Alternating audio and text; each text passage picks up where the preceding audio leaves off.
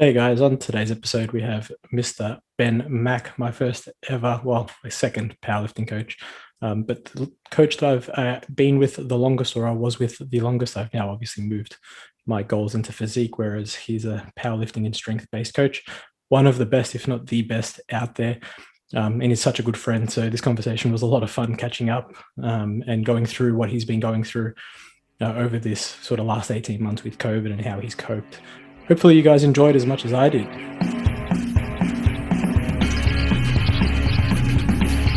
Nutrition, lifestyle, and PED education. This is the Elite Strength Podcast with Aaron Scarfy.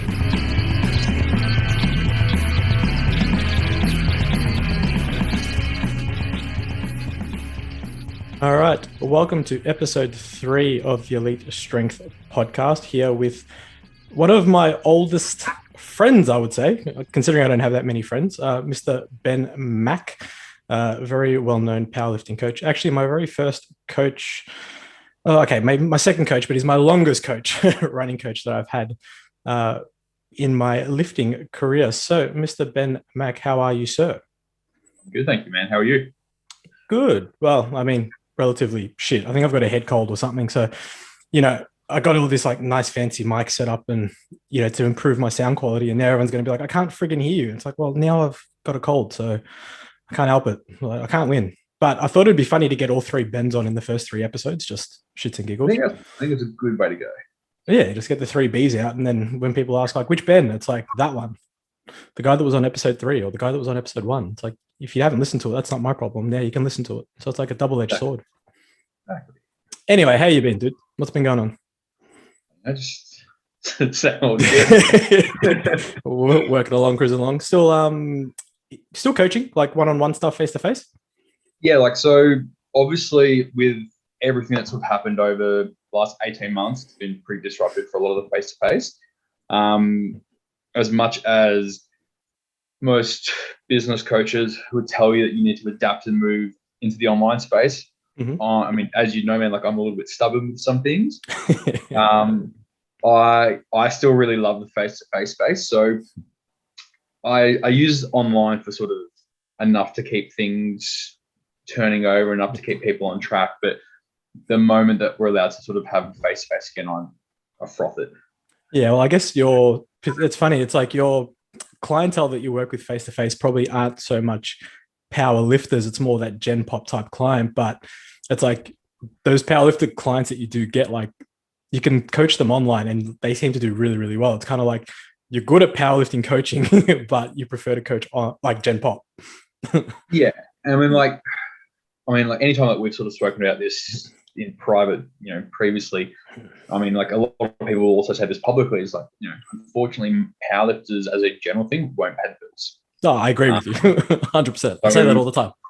Yeah, like as much as I have a lot of fun coaching powerlifters, and that's kind of where like my real passion lies. Like, especially like, I mean, you see me on comp days, like I 100%. Yeah, 100%. I think a lot of coaches do as well. But I look at, some of the guys that I train who are sort of just Gen Pop guys who just want to get a little bit stronger, be a little bit less niggly, and just sort of have better quality of life.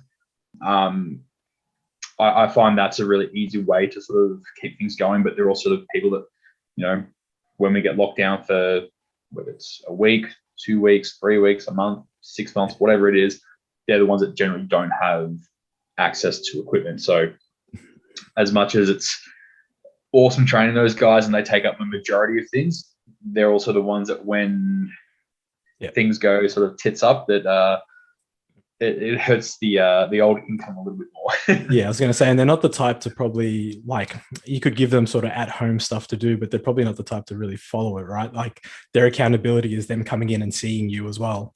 100%. Like, they just don't have the same, like, if I say to one, like, hey, look, like I'm going on a holiday, for example, something like that, not that I have in the last 18 months, but, if I said, hey, I'm going on a holiday for a week or 2 weeks, like, here's a program for you to follow, they wouldn't do it. Yeah. As you were saying, like, the accountability is they rock up, they're told what to do, they do what they're told, they go home. Like a lot of the guys that I sort of work with they work pretty high end in a lot of businesses, whether it's running their own business or working for law firms or stuff like that. So a lot of those people tend to have to go, well, I get 3, maybe 4 hours a week with this person where I don't actually have to think for once. Just do what you need to do. Yeah, it's kind of like their time away from everything else. It's their escape almost. And it's like they're not going to want to do it voluntarily, right?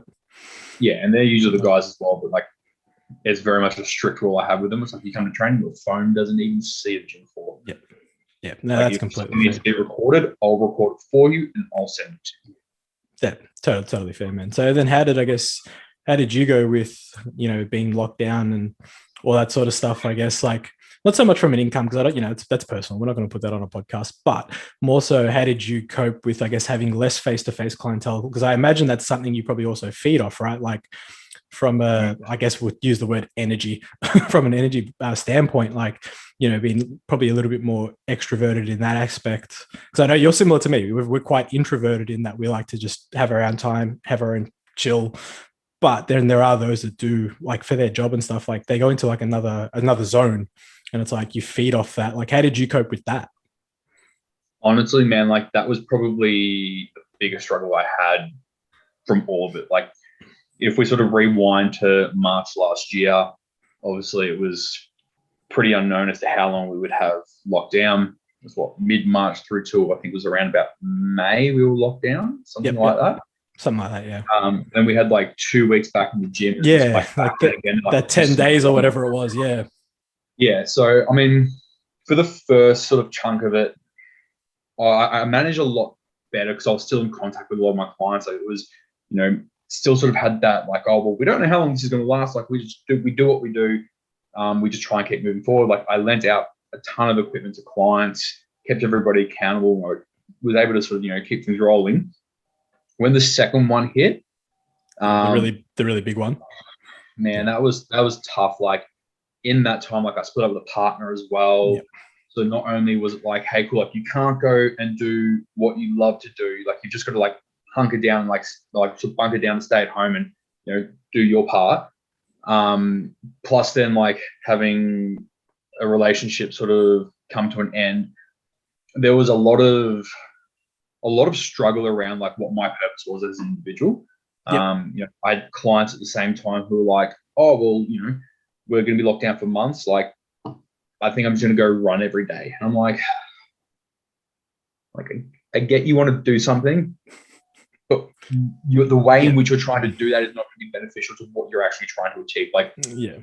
Like as you probably would have seen last year, like I got to a point where I was like, you know what, I'm going to diet really hard. Yeah. Thankfully, being locked down, I was able to put my energy into that. So it was very much like I feel like there's so much around me that I just can't control at the moment. What are some things that I can control? Yep. So, it's very much like, well, nutrition. Yeah, absolutely. Like I'm literally the only person who has control of that. Training, like, as you know, like I'm very fortunate to have a very tidy home gym setup. Yeah. Like there were a lot of things that I was like, well, I can shift my mindset over to here and make this a benefit to me. In saying that though, it wasn't easy. Like there was a lot of struggle in there. Especially like as sort of like talking about like not being able to see my clients face to face, which is usually like, I guess it's that weird thing where like, as you were saying earlier, like that sort of introverted, extroverted dynamic, naturally I'm very, very introverted, but then you put me in front of like a group of people if I'm presenting at a seminar or like in a coaching session where someone's actually being receptive to being coached, you look at me and be like, there's no way this guy is introverted. Yeah, of course. I get that a lot as well, to be honest. So you, like I said, you and me are very similar in that aspect, which we've always known. It's like when we're doing our thing, it's kind of like you don't seem introverted, but it's kind of like we're so probably intrinsic in that moment. It's like it's almost probably the definition of being introverted because you don't really see everyone else. You're just doing your thing, and it's like it's you for you, but like you're doing it for other people. People don't realize or probably understand that. It's quite funny. But then you're like, oh my God, I need recharge time. Yeah, like you get home and you sit down and you're just like, all right, I'm going to sleep for 3 weeks. Pretty much. Yeah, I feel you, man. So with that, having your home gym set up, I mean, so you're able to control your diet, you're able to control your training to an extent, we'll say. How did you go about filling, I guess, the rest of your time, especially in that bigger lockdown where, we really couldn't do much? Like, I know you're walking, you've got your dog that, everyone loves. And if you guys haven't already followed Ben Mack, and just follow him for the dog, because no one cares about Ben. People do. Yeah, just no one cares about Ben. It's all for Mav. And then, like, how did you go about filling your time besides, walking the dog, really? So a really cool skill that I learned last year was beekeeping. There you go. So I live next door to my grandparents, and my granddad, he's 77 now. He's been beekeeping for, I think, like 65 or 70 years. Like, he's been doing it for ages. Forever. Yeah. Yeah. So I was really fortunate that was a skill that he very much got to sort of pass down the generations to me. So there were some days where we'd spend 5 or 6 hours out with the bees, extracting honey, jarring it up, prepping other stuff. Like, I spent a fair bit of time with that. Started writing like short novels and that sort of stuff as well.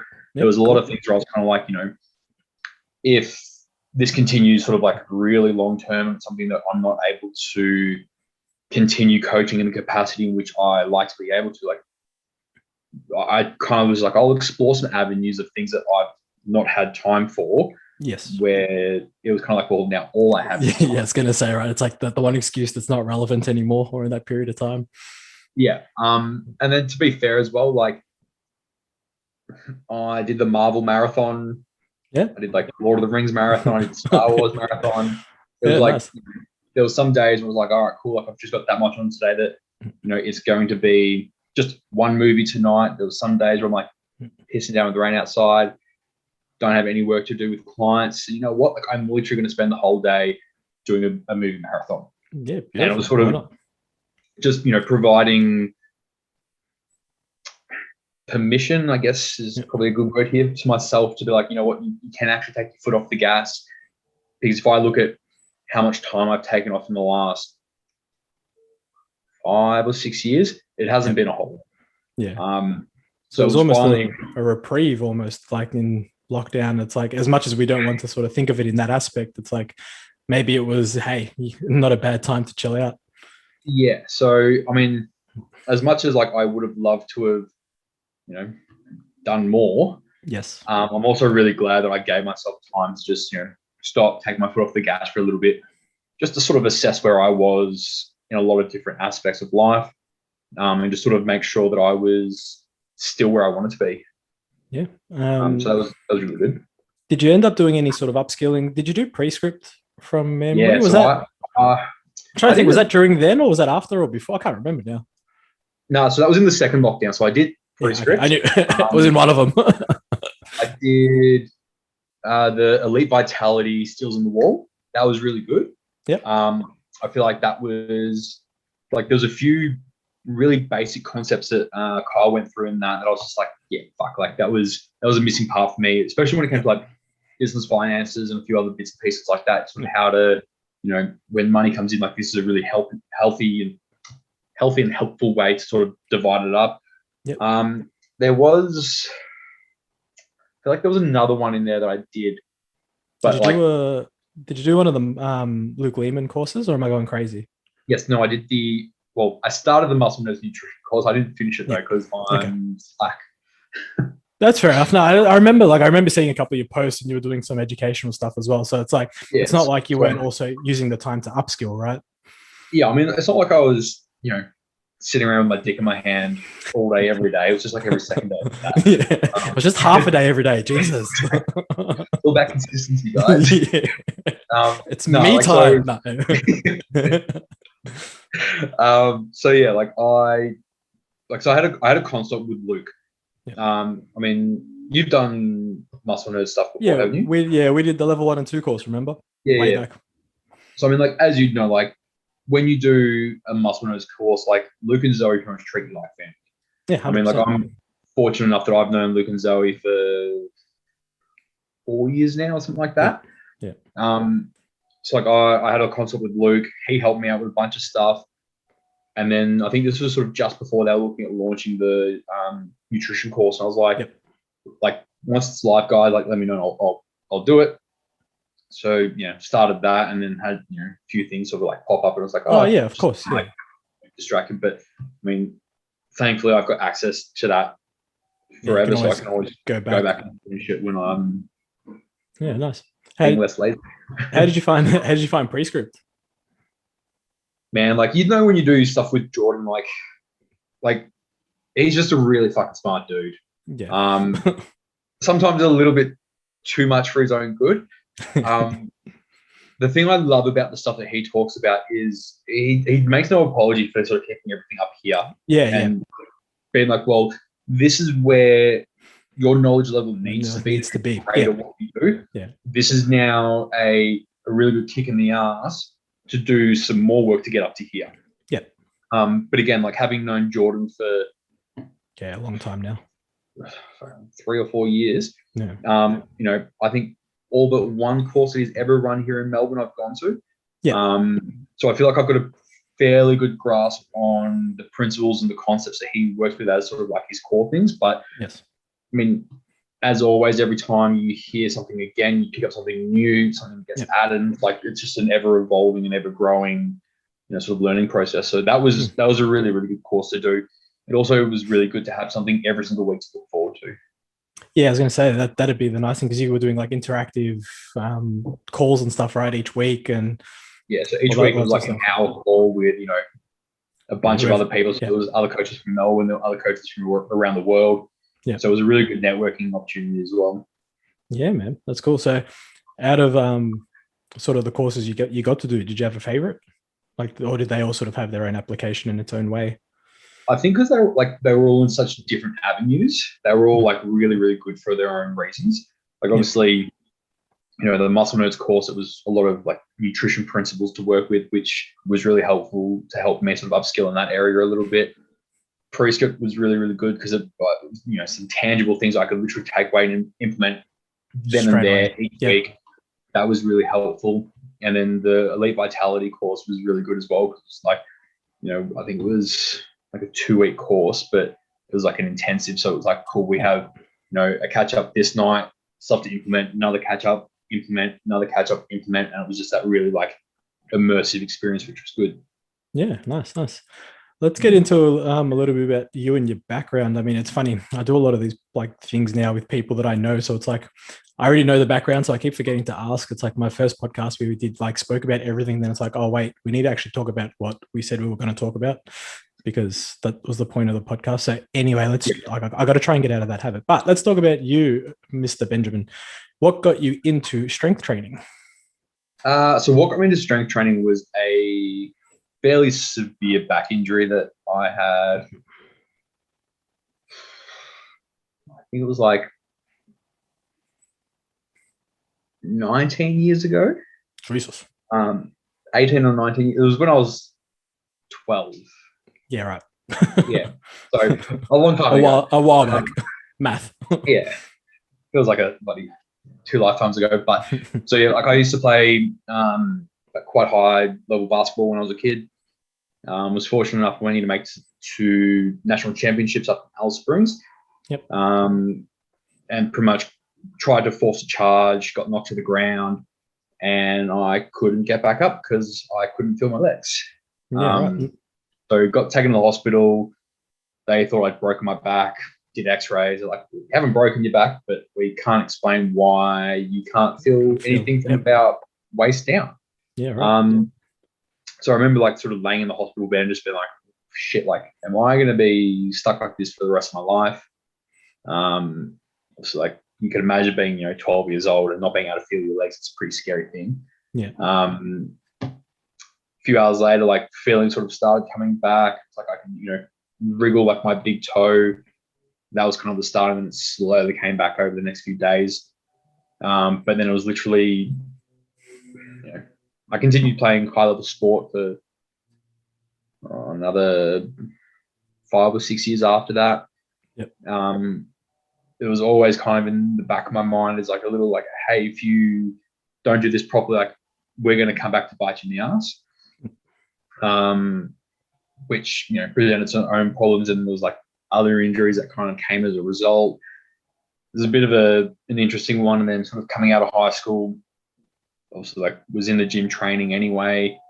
And it was just kind of, anytime I trained legs, anytime I tried to deadlift, it always just ended up in pain for like 2 weeks. So naturally it was kind of like, I'll be that gym bro who only trains upper body, trains legs like once a fortnight, just because I was like, I just don't want to be in pain all the time. Got into like landscaping and stuff after high school, after I think like a year or two, and was just finding myself in constant pain all the time.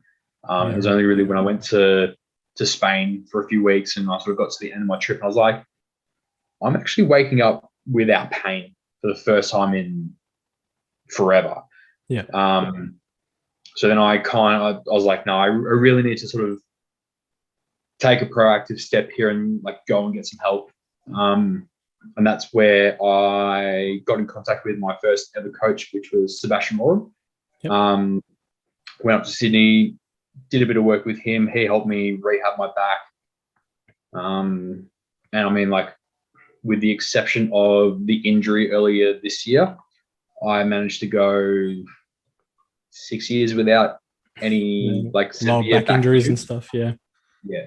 So that's kind of like, going through the process of rehabbing my back and getting to a point where it's like, oh, well, I can go from, an okay deadlift and severe pain for 2 weeks afterwards to like a pretty comfortable triple body weight deadlift and being like, that's okay. Yeah, no pain at all.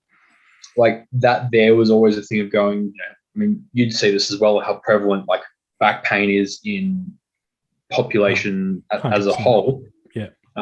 Being able to take people and be like, well, you don't actually have to live with this for the rest of your life. This is something that, obviously for the most part, we can probably improve on. Yeah.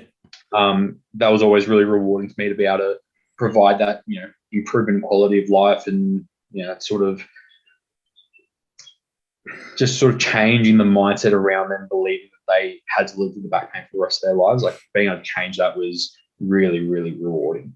Yeah, it was like almost people carry it like a badge of honor, right? Saying, yeah, like I've got back pain, like I've earned this back pain, so I'm going to carry it and whinge about it for the rest of my life. It's like, well, you don't need to. We can fix this. How are you doing that? And then, so I guess, would it be your first coach that then got you into your powerlifting type stuff? Because obviously, if people don't know, Sebastian Oro is an Australian strength coach on Instagram, so it's like one of the strongest, if not the strongest. No, one of the strongest under 110s. I got a feeling Will's total beat him at under 110. So I didn't want to say he's the strongest. I can't remember. But so yeah, Will won pro at 110.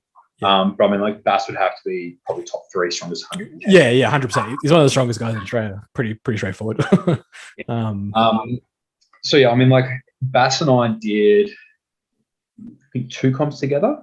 Yep. I can't remember if I did like my novice comp when I was with him, or if I started with him after. It's a very long time. Yeah, that's fair. Yeah, that's fair enough. But yeah, I mean, like we definitely did some preps together, which was really good. And yeah. Well, I guess what made you want to try powerlifting? I don't actually remember. Is that old? He doesn't remember now. I think it was more so just like, the movements I was doing as sort of like part of like my rehab were obviously the lifts that you do in powerlifting. And I was kind of felt like I was naturally pretty strong. I was like, well, fuck it. Like, what do I have to lose here? Like, I'll give it a go. I'll have a bit of fun. Yeah. Do you remember what your first numbers were in your first comp? First sanction comp or first novice? Go novice comp. Yeah, like just go first ever real comp, I guess. So I'm pretty sure my first novice comp, I squatted 175. Yep. Benched 125 and deadlifted, I think, 210 or 215. Do you remember what body weight? 83 kilos. Jeez, a little boy. Little boy. Little boy. And what was your last comp before obviously COVID?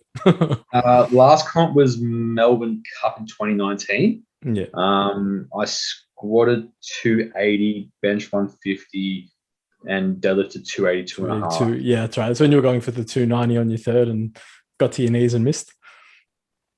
Not to bring back. Oh, you didn't budge. No, I thought it did. I thought it came up. No, so 290, that was, I think, the comp before that. Ah, okay. I can't remember. Yeah, that was a comp back. I think that was like Winter Cup in like 2018 or 2017. Really? I remember being there. I'm sure I was at your last comp. No, because at the last comp, I went 3 for 3 on dead first time in forever. Yeah, because you didn't push it like a spastic. Yeah, it was played it well. Yeah, and then you came up to me after, and you're like, "Dude, you should load 285." And I love. Oh yeah, that's right. The moment it came off the floor, I'm like, "Fuck, I should load 285." That's right. I remember when you picked your second to your third. I'm looking at you like, go up. I went 275 to 282 and 22 and a half. That's right. Yeah, because honestly, like that was a comp I was almost not going to do as well. Yeah, no, that's right. I remember. Yeah, I remember. So from there, I guess what got you into then more specifically powerlifting, I guess, coaching, since not everyone that does something needs to coach it, right? Like I know that you're sort of PT, strength coach, rehab coach, but you lift as a hobby. What made you want to then get into powerlifting coaching and actually assist people in that, considering your it's like your bread and butter is Gen Pop, but it's like your tech, like your advanced knowledge and tech work is perfect for powerlifting. You know what I mean? So it's like you've got these two skill sets. Like, I think what got me into like enjoying the powerlifting coaching was the fact that I could then take some of the more advanced knowledge that I do have and apply to someone that can actually utilize it. Like again, like because I don't sort of do a lot of work primarily as a powerlifting coach, I sort of find that I end up doing a lot more sort of consulting work, sort of in that field. So, I'm pretty fortunate to be quite good friends with a number of incredibly strong lifters, both here in Victoria and sort of, nationally. The fact that like I'll have guys like Alex and guys like Anthony be like, "Hey, like, what do you think of this?" Yep. And ask for my input and my opinion. I feel like, those guys are going to do stuff that I will never personally be able to do. Yeah, fair. So I kind of look at things and I go, well, if my sort of insight and my thought process can help facilitate them doing these incredibly phenomenal things, it gives me fulfillment that I don't think I would ever get in another way. But I think as well, like on like say like comp day coaching, when you do coach a client, like you coach a client for however many weeks leading up to the comp, you get to the comp day and it's like, all right, cool. Like being able to take someone that might be like really nervous and really anxious on the day, and you can see that they're about to like spiral. It's like, hang on, like all you need to do today is lift weights. Yeah. Don't think about anything else. Like let me worry about like how far out you are. Let me worry about timing. Let me worry about wrapping your knees. Let me worry about loading your bar. Like you just take a breath. Let me do my job today. Yeah, you just sit there and look pretty. Yeah, and lift some big weights and don't look so pretty when you lift those big weights. Exactly. So I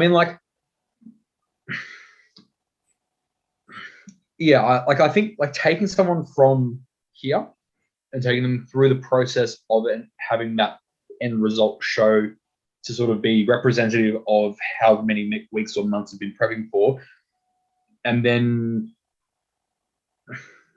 seeing the enjoyment and the appreciation that you get from that person as a really like an intangible product, like I think that is really, really beneficial. Totally fair, man. I can relate. So it's like I get it because I'm sort of in a similar fashion. We're coaching powerlifters versus like sort of not so much Gen Pop, more body composition and physique type clients, but it's like something about coaching powerlifters one-on-one, doing like skill session, tech sessions. It's another world. It brings so much more enjoyment.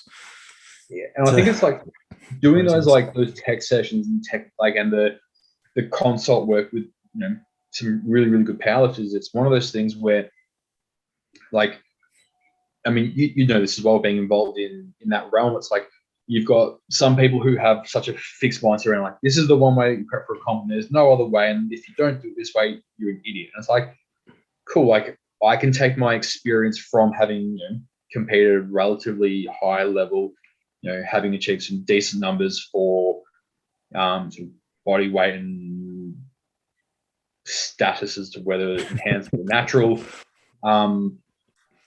Like being able to take that experience, being able to take principles from over here, being able to take experience from here, and sort of mold it together into a perspective to allow someone to then go, like, the amount of times that I'll get people that come in and they're like, oh, like my squat's been stalled for 6 to 12 months and I haven't been able to improve it at all. And you have a look at it and you're like, oh, literally, like you need to change this one, like tiny little thing, tiny little detail, and then things just like blow out of the water. You're like, cool, like that's not a complex change. Like that is literally one of those like really, really, really low hanging fruit that you just like get really fucking big. Yeah. Now go and eat that fruit, and then eventually we can worry about some of the other bits of fruit that I hang. Yeah. Well, I guess what people probably would understand is that's just come from your experience and knowledge over years and years of doing something, right? That's where I think a lot of sort of clients, or probably, prospective clients, sort of break down. It's kind of like, yeah, like as a powerlifter, like you were saying, like they don't really like to pay much. And it's like, I agree. And then when I sort of looked at it a while back, it's like, well, most powerlifting gyms, they charge a bit more. They've got better equipment or like higher level of equipment, which makes sense. And then they also offer like programming and coaching, and they're in an environment where people are training. So they get coaching tips, and, whether it's right or wrong, that's on them and the people around them. But that's like, I guess, what's their incentive to pay more for an online coach, right? It makes it a bit more tricky. But, like as well, like with there being so much information available in the realm of powerlifting, strength training, or just like general like training principles, to try and set yourself aside and set yourself as being like an expert in your field, like it's unless you come out with something that's like revolutionary, it's not just, you kind of just feel like you're recycling other people's material. Like the thing that I'll sort of come back to is like, I remember it was ages ago when we were still working together, we did a bench session together. And as you unrack the bar, I was like, hold right there. And I came around from behind you and had a look at the photo. And we could see that like one of your shoulders was sitting a lot higher. Did a little bit of work on that to get that to sort of sit back a little bit more level. And it's like, hey, now, we've got a much better position here. And then you're like, oh, my bench feels a shitload better now. Yeah, it's like I remember PBing my bench and adding like fucking 10 kilos. Yeah, like as much as online has been beneficial in some ways, like we can never get the same like on the spot. Oh, of course, sort of feedback as you would from like face to face, and that's probably why I like it a lot more than online. Yeah, I completely agree. It's like why I feel like more so now online coaching, especially in like the powerlifting world, it's like you're not really coaching, especially if they're intermediate to advanced. It's more just programming. Right. Yeah, you're just online programming, giving some tech, critique where you can, but a lot of the time it's just like, yeah, cool, like just do it again, or record it from this side, or record it from that side. It's like short of that, we're not really giving much. As well, where like if you are trying to give technical feedback to someone and they're just not grasping it, it's hard to know, like, are they not grasping it because they don't understand the concept, or are they not grasping it because the language is wrong? Yeah, exactly right. And it's like they won't, and it's hard to do that in a message, right? Or like even a voice note versus like in person, because then you can always go through like the actual tech itself and be like, no, this is what we're looking for. This is what we want to do. Yeah. I'm with you, dude. I'm with you. So how are you going with your own training and stuff? So obviously we spoke a little bit off camera or off recording, but let's go through it in recording. I had a pretty good bench session this morning. So bench 130 for 4x4 pretty comfortably. Solid.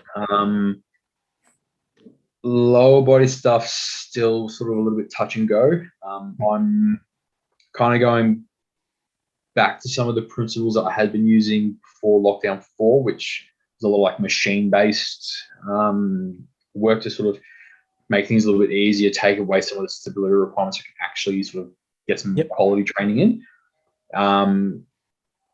But I'm also toying with the idea of competing again this year. So, hello. It's been a while. I feel like it's been freaking 2 years since you've wanted to compete. it's been a long time since I've actually wanted to do it. Yeah, it's been a while. Every time we speak, like, nah, I can't be bothered. Like, oh, all right, fair enough. Yeah, I'm still kind of on that fence of going like, fuck, like I don't know if this is actually what I want to do or if I'm just doing it because it's always good for business. Yeah, right. But I mean, like looking at sort of doing Melbourne Cup again at the end of this year, which would be pretty much 2 years almost, or it'd be 2 years to the comp. Yeah. So like on Saturday, I threw on wraps for the first time in almost 2 years. Yeah, a while. And that was, I just forgot how much they suck. You kind of expect after that long. Yeah, fair. But yeah, so I mean, like I'm still trying to give myself some exposure to like my comp lifts or some barbell lifts, but just in a way that's not going to sort of aggravate the hip and the back any more than it sort of needs to be. Yep. So I mean, like training as a general thing it's where it kind of needs to be right now. That's fair. So I guess, how about for the listeners, how did you end up hurting your hip or back, or what happened? Again, I know, but let's tell the people that don't know. I drove 820 kilometers in a day. Yeah, that'll do it. Just for reference, I do not recommend doing that. It's not a good time. And then, like, I was just really fucking sore after that drive. And then, like, a few days later, went to go deadlift. The settings were a little bit different to how they normally would be. I was a little bit more nervous because there was a lot of people in the gym at the time. Okay. I got the bar to my knee and I just heard pop, pop, pop, pop, pop, pop. That's when I knew I'd fucked up. Yeah. Did you finish the lift? Oh God, no. I was just checking. I think I got to my knee, dropped the bar, and I was just like, yeah, just waiting for the pain or something to kick in. Yeah, I've like walked away. Someone's come up to me like, oh, like, are you okay? I'm like, give me like 2 minutes to figure out if I'm hurt. Yeah. And they're like, what do you mean? I'm like, just go the fuck away and leave me alone for like 5 minutes. Yeah, like I'm not sure if I'm okay or not yet, so we're just waiting. Yeah, so like I was sort of like crouching down in the corner in the gym away from everybody, just been like, oh, like I really can't tell right now. Yeah, you're just so heightened. Like, really done myself a number, or if that was just like the biggest warning shot I've ever heard, and I was like a bee's dick away from being really hurt. Really hurt, yeah. And then I was like, like I sort of went upstairs, did a bit of like, some like reverse hypers with like no weight, like, well, can I like move through range of motion? I was like, oh, it's like it's tender, but like I can still move. And I was like, okay, like I think I'm okay. And I sort of got my stuff, I left, got in the car, I drove home. I got home and I was like, God, I'm sore. And I went to try and get out of the car and I'm like, I can't get out. Yeah, you can't lift your leg and that sort of stuff. Yeah, and I was just like, oh no, I'm like, I'm gonna be like, I was like, I know I don't have any good painkillers. So I literally like didn't even worry about getting out of the car. I literally closed the door, started the car up, drove down the road to the chemist, called the chemist. I was like, hey, I'm parked out the front. Can you send someone else to help me? And they're like, what do you mean? I'm like, just send someone out to help me. I'm stuck in my car. I need to get out. I physically can't get out. Yeah. Yeah. So like the pharmacist comes in, he's like, what's going on, dude? I'm like, mate, I think I've done myself a number. Like here's my card. Can you give me the strongest over the counter painkiller? Yeah. And he like asked a bunch of questions like, oh, like, what have you done? I was like, look, this is what I think I've done. I don't know, but like, I just need something. Yep. In the meantime, until I can go and see like my physio. Yep. So he like brings out like it was like a paracetamol and Nurofen combination. Mix? Like, yeah, man, that's the bomb. Did fuck all. Oh man, it's great. Well, for probably depending on the severity of the injury, but they're actually pretty good. Well, so like I took however many I was allowed to take in a very small window.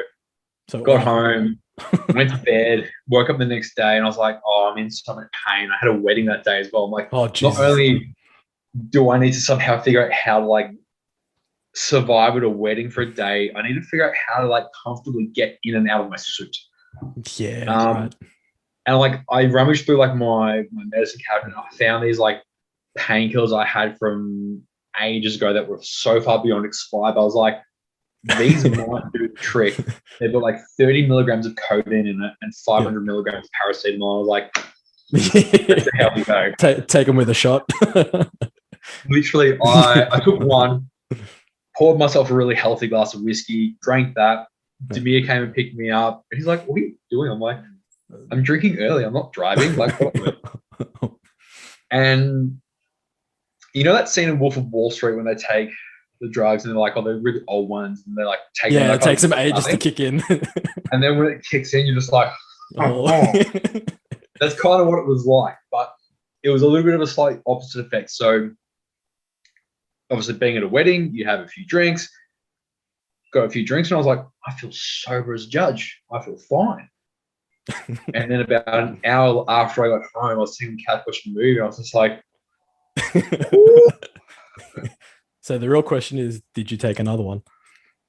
not that day. When you got home after you feeling like, oh, fuck it. I waited until I woke up the next day. I was like, I'll wait until I've, all of the painkillers sort of worn off, all the alcohol's been basically flushed. Yep. I woke up on the sun and I was like, I'm so sore. Yep. So I took another one to sort of get through the day. Went and saw my physio, and he's like, obviously, like without having done scans or anything, he was like, based on the tests we've done, he's like, you've sprained your SIJ and 2 facet joints. Okay. So not a fun time. No. Rehab was a son of a bitch. Putting on my shoes was a son of a bitch. Getting dressed, like everything hurt. Yeah. There wasn't anything that I could do that didn't hurt a lot. So yeah, that was a fun experience. So don't drive 12 hours in a day and then try and deadlift a few days later. Where were you driving from?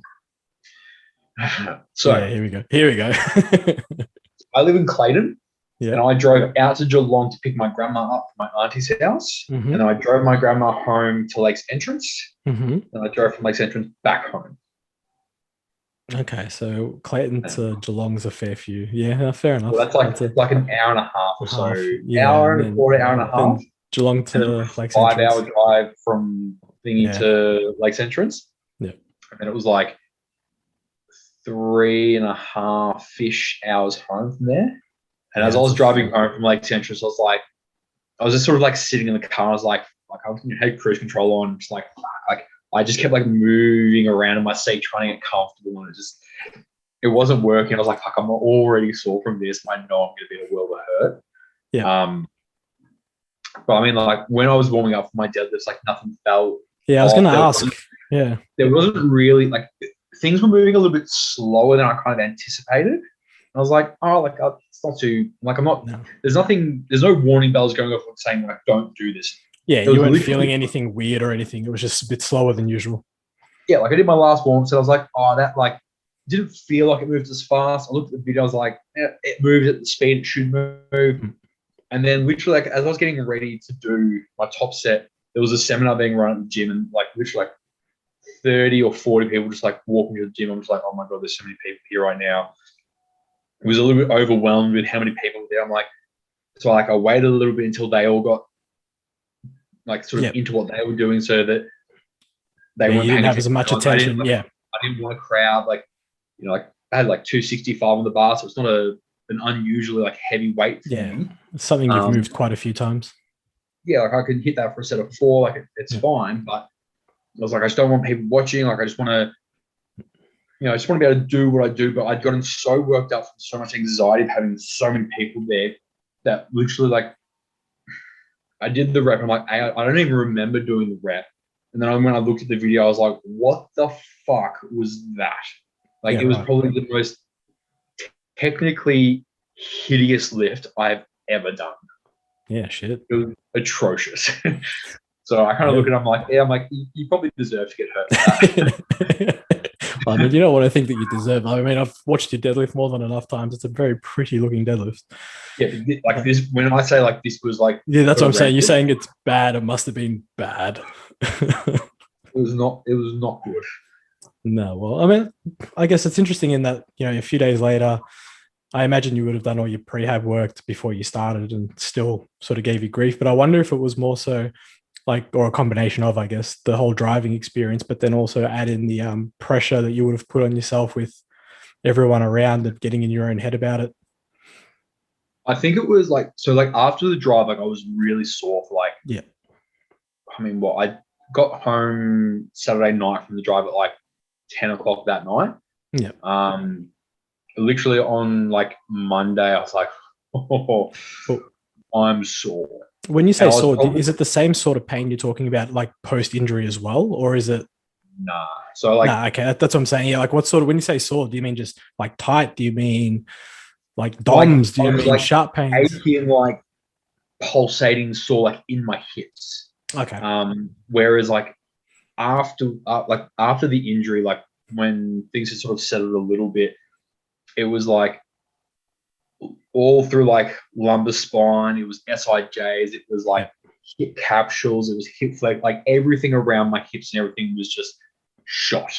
Yeah, right. So yeah, like it was really difficult because like I couldn't train, I couldn't demonstrate anything to my clients I was seeing face to face.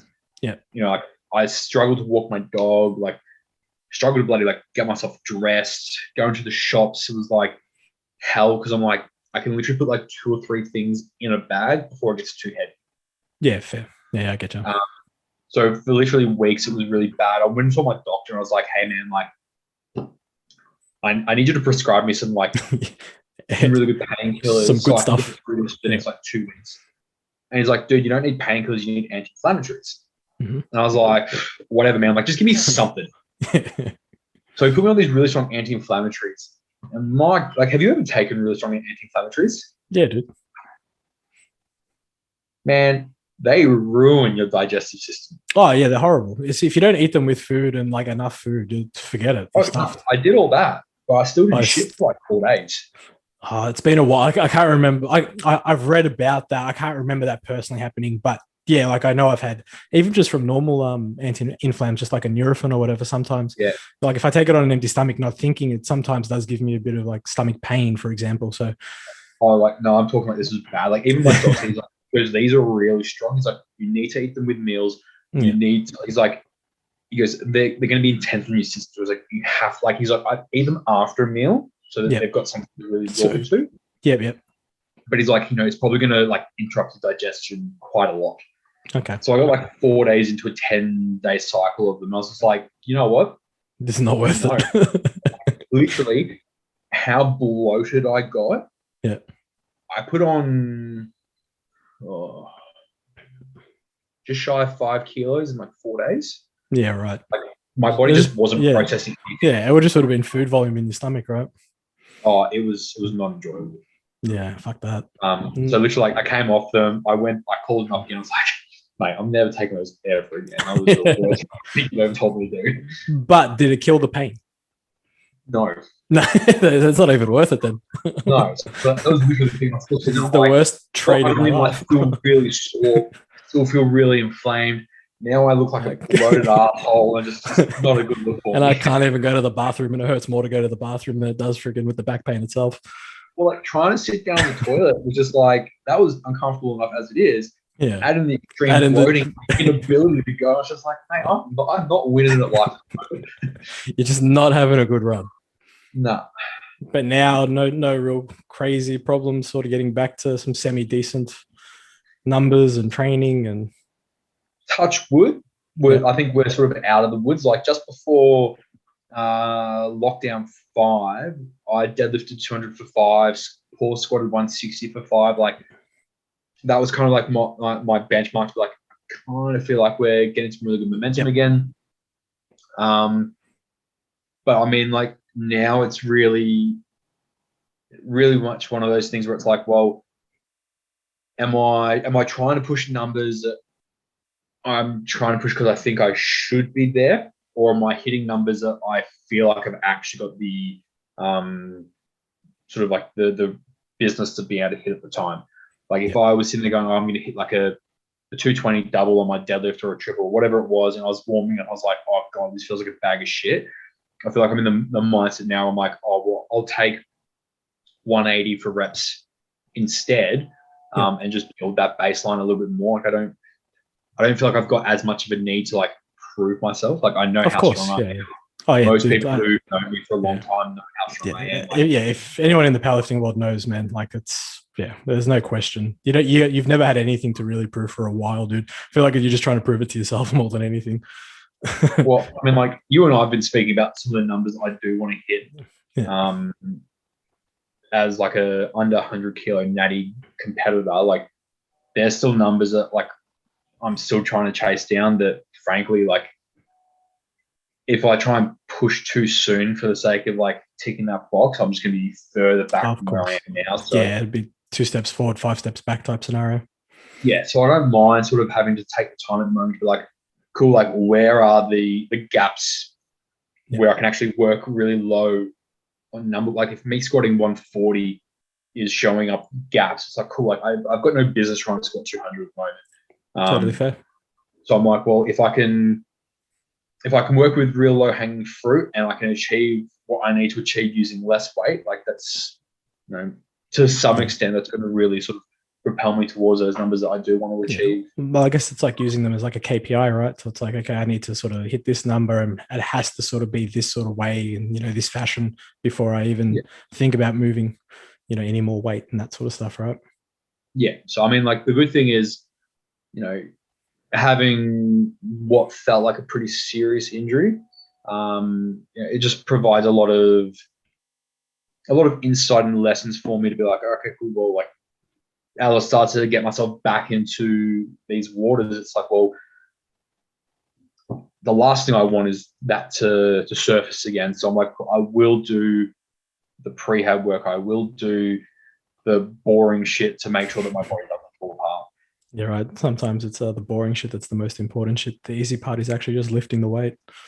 Yeah. So I've been like, especially for like while the lower body stuff was really in rehab area, and it was like, cool, like I can train my upper body a little bit more, really diving sort of into my relative anatomy and sort of understanding how things play a role, understanding what I may have been taught in the past isn't quite as applicable as I thought it may have been, and really trying to like challenge my belief system around how I coach movements.